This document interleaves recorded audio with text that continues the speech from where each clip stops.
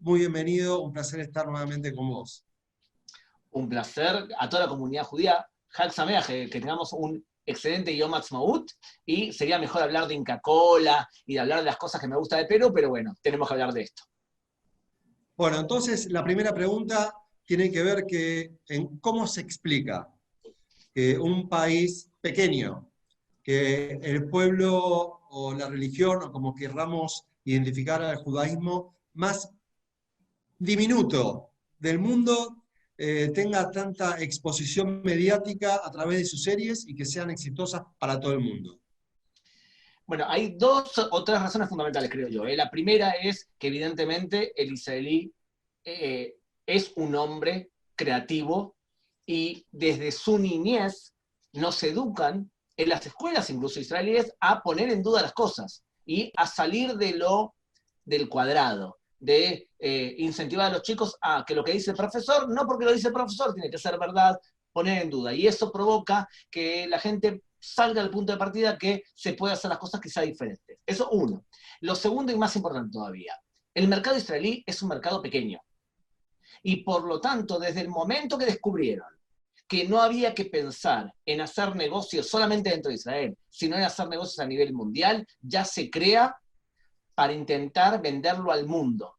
El mercado israelí son 9 millones de personas. El punto de partida es tenemos que vendérselo a todo el mundo y entonces ya se piensa de forma diferente.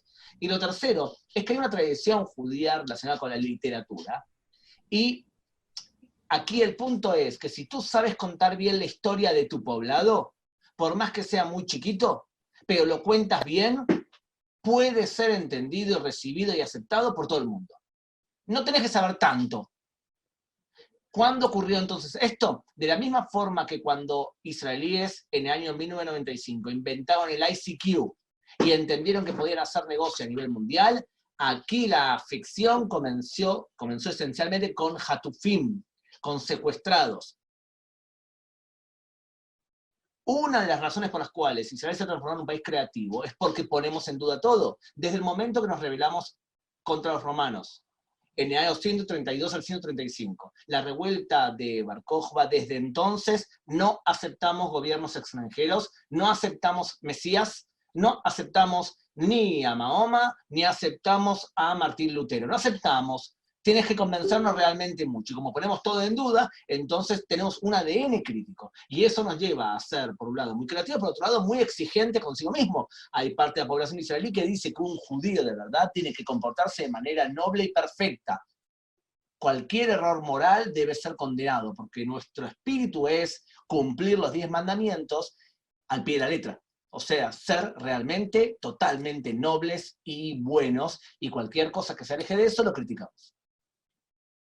No, la ficción está cerca de la realidad, pero no se le da información que realmente le puede dañar. Por ejemplo, la ficción dice que hay israelíes que hablan muy bien árabe porque aprendieron en el colegio o porque son hijos de israelíes, entonces pertenecen a unidades parecidas a los Mistarabim, los que simulan ser árabes y se meten adentro de poblados árabes buscando terroristas.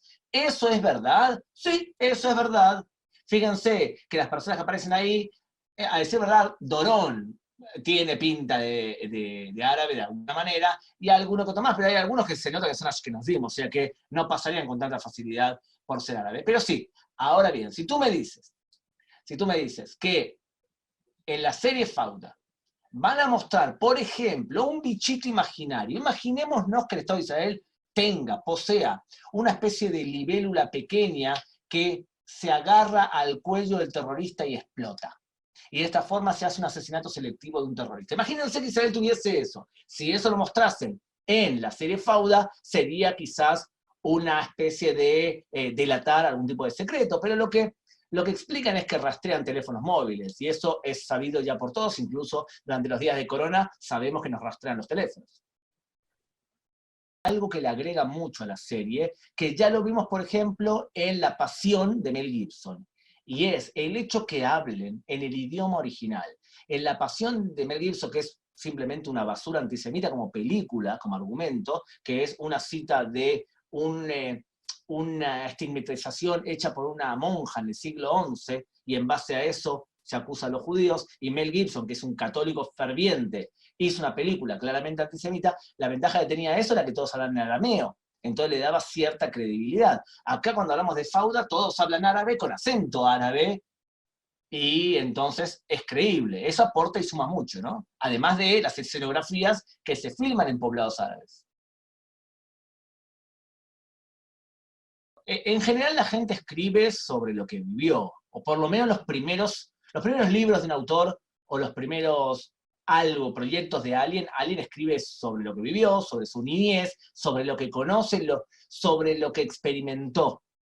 Luego, si la persona además es muy creativa, va a escribir incluso sobre cosas que no vivió. La población en Israel, el 10% es ultraortodoxa, el 10% es ultralaico, pero el 80% es de todo. Entonces tú tienes neortodoxos, o sea, kipá, por ejemplo, tejida, y tienes personas que no se afeitan en Shabbat. ¿Por qué? Es su forma de cuidar Shabbat. Entonces, evidentemente, para los muy laicos, y lo que sucede en Shtisel o en un ortodox es como ir a visitar un zoológico, porque ellos tampoco se sienten cercanos a eso. Para una persona que conoce más, y hay cosas que lo muestran muy bien. Por ejemplo, yo trabajo además de guía de turismo, ¿verdad? Pueden contratarme aquí abajo, está el teléfono. No, mentira. Entonces trabajo de guía de turismo. Cuando tú trabajas en un hotel, vas a ver que durante muchos días a la noche se reúnen en el lobby del hotel, porque tienes un lugar público, Shidach, o sea, chico y chica que no se vieron nunca y que son citados por un intermediador que les hace la cita, y esta pareja se ven una vez, se ven máximo 2, 3 veces y se terminó. Y ahí se decide si se van a casar o no se van a casar.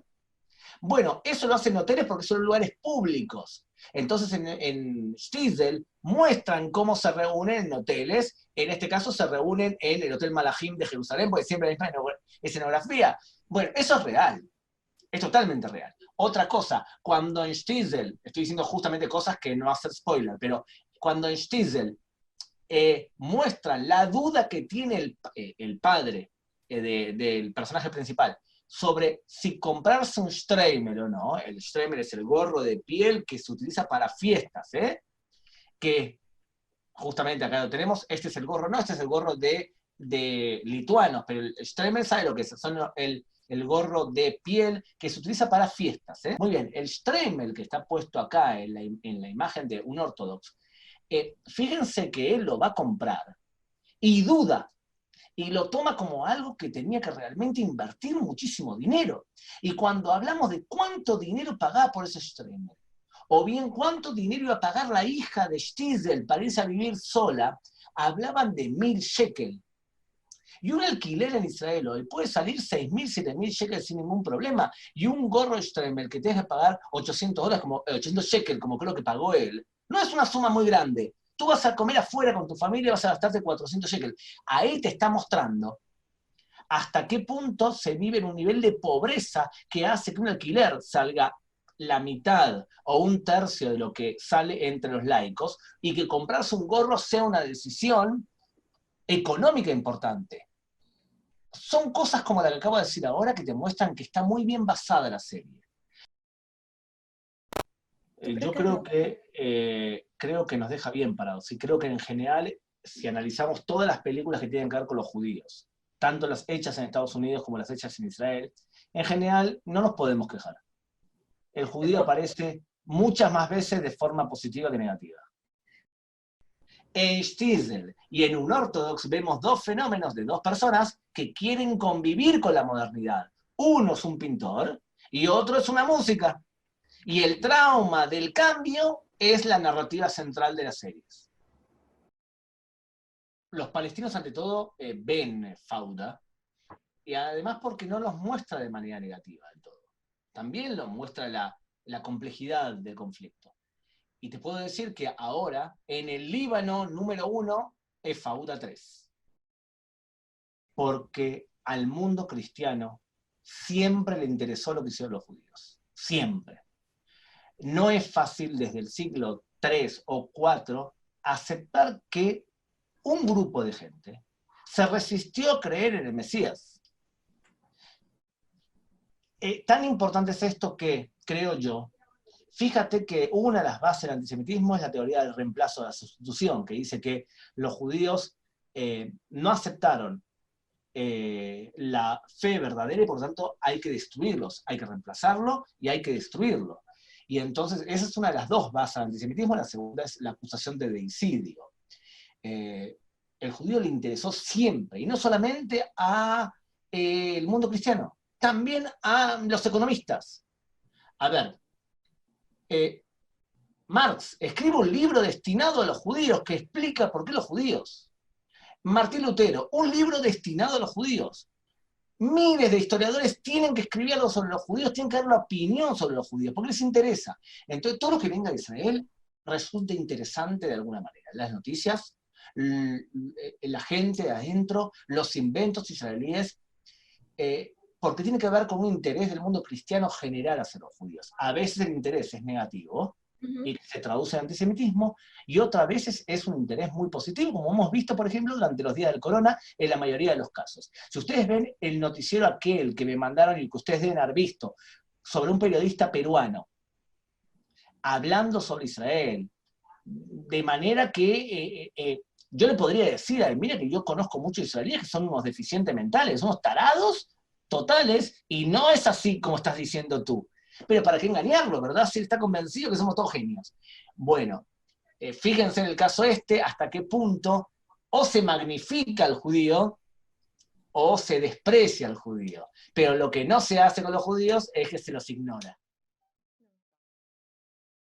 A la querida comunidad de Perú, les deseo que tengamos el mejor de los años y los queremos mucho acá en Israel. Yo personalmente los quiero mucho y si Dios quiere ya volveremos a Lima para abrazarnos sin corona.